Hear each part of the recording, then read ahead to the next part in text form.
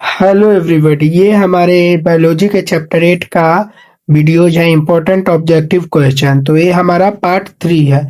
तो आज हम लोग ब्राउन शुगर रासायनिक रूप से क्या है, इससे क्वेश्चन की शुरुआत करेंगे और लास्ट तक जाएंगे। तो ये हमारा पार्ट 3 है।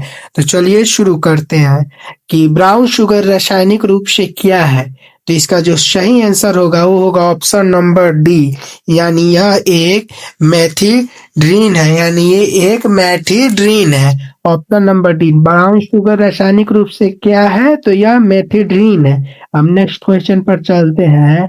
एंटीहिस्टामिन एवं स्टेरॉइड के प्रयोग से शीघ्रता से आराम मिलता है। यानी एंटाहिस्टाडीन और स्टेरॉइड के प्रयोग से मतलब तुरंत उससे किससे आराम मिलता है। तो इसका जो सही आंसर होगा वो होगा ऑप्शन नंबर ए, यानी एलर्जी से इसका तुरंत आराम मिलता है। स्टेरॉइड और एंटीहिस्टामिन से हमें एलर्जी से आराम यानी एलर्जी से राहत मिलता है। एड में कौन सी कोशिकाएं सर्वाधिक प्रभावित होती है। यानी जब एड्स होता है तो इससे कौन सी कोशिका सबसे अधिक प्रभावित होती है। तो इसका जो सही आंसर होगा वो होगा option number B, T cells AIDS से प्रभावित होती है। अब अपने नेक्स्ट क्वेश्चन पर मनुष्य में सबसे अधिक होने वाला कैंसर है। तो इसका जो सही आंसर होगा वो होगा ऑप्शन नंबर डी, यानी कार्सिनोमा। मनुष्य में होने वाला सबसे अधिक कैंसर यही है। अपने नेक्स्ट क्वेश्चन पर चलते हैं। टीकाकरण एक व्यक्ति को रोग से बचाता है क्योंकि वह, तो इसका जो सही आंसर होगा वो होगा ऑप्शन नंबर सी, प्रतिरक्षी पदार्थ उत्पन्न करता है। यानी जो टीकाकरण होता है वह शरीर में प्रतिरक्षी पदार्थ को उत्पन्न कर देता है, जिससे वह रोगों से व्यक्तियों को रक्षा करता है। अब अपने नेक्स्ट क्वेश्चन पर चलते हैं। एलएसडी प्राप्त होता है, जो एलएसडी है वो प्राप्त होता है। तो इसका जो सही आंसर होगा वो होगा ऑप्शन नंबर ई, यानी कवक से हमें एलएसडी प्राप्त होता है। अपने नेक्स्ट क्वेश्चन पर चलते हैं। पीसीआर से जांच होती है, जो पीसीआर होता है उससे किसकी जांच होती है। तो इसका जो सही आंसर होगा वो होगा ऑप्शन नंबर ए, यानी एचआईवी एड्स का इलाज पीसीआर से होता है। हम नेक्स्ट क्वेश्चन पर चलते हैं। विश्व एड्स दिवस कब होता है। ये बहुत इंपॉर्टेंट क्वेश्चन है। इसका जो सही आंसर होगा वो होगा ऑप्शन नंबर डी, यानी 1 दिसंबर को विश्व एड्स दिवस मनाया जाता है। अपने नेक्स्ट क्वेश्चन पर चलते हैं। 29 नंबर क्वेश्चन, एड्स का कारक है, जो एड्स है उसका क्या कारक है। तो इसका जो सही आंसर होगा वो होगा ऑप्शन नंबर सी, यानी एचआईवी वायरस। वायरस जो होता है एचआईवी वायरस, यही एड्स का कारक होता है। अपने नेक्स्ट क्वेश्चन पर चलते हैं। एड्स का कारक एचआईवी वायरस सर्वप्रथम किस कोशिका को नष्ट करता है।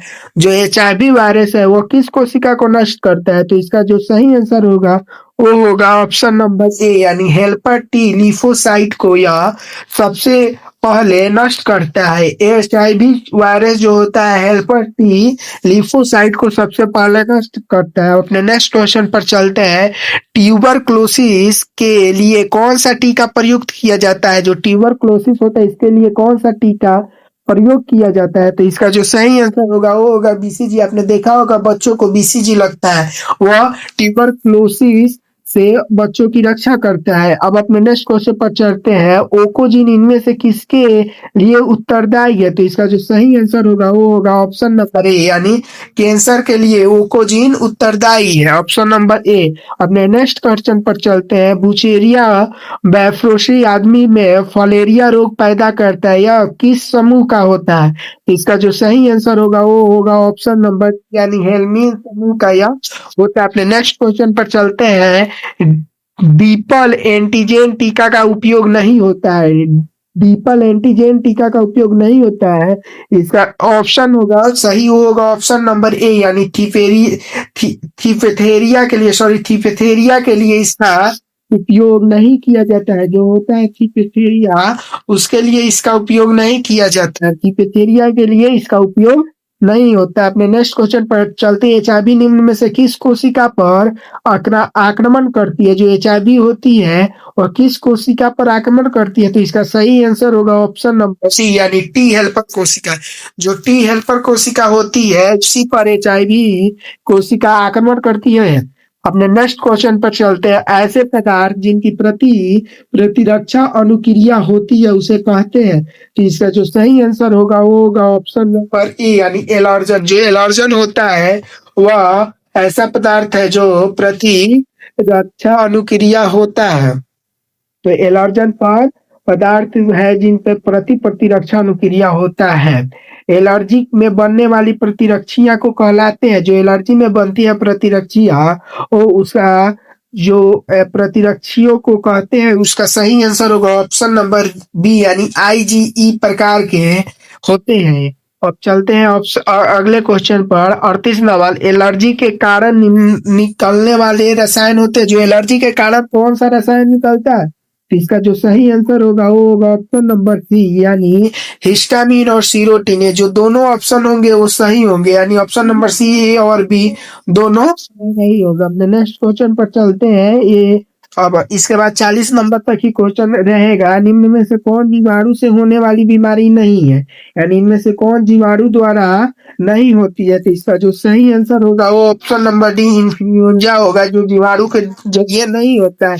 आप लोग कमेंट बॉक्स में बताइएगा इन्फ्लुएंजा किसके द्वारा तो बताना इन्फ्लुएंजा किसके द्वारा होता है, कमेंट बॉक्स में जरूर बताइएगा। अब चलते हैं नेक्स्ट क्वेश्चन पर। 40 नंबर एलिफेंटेसिस का कारक है।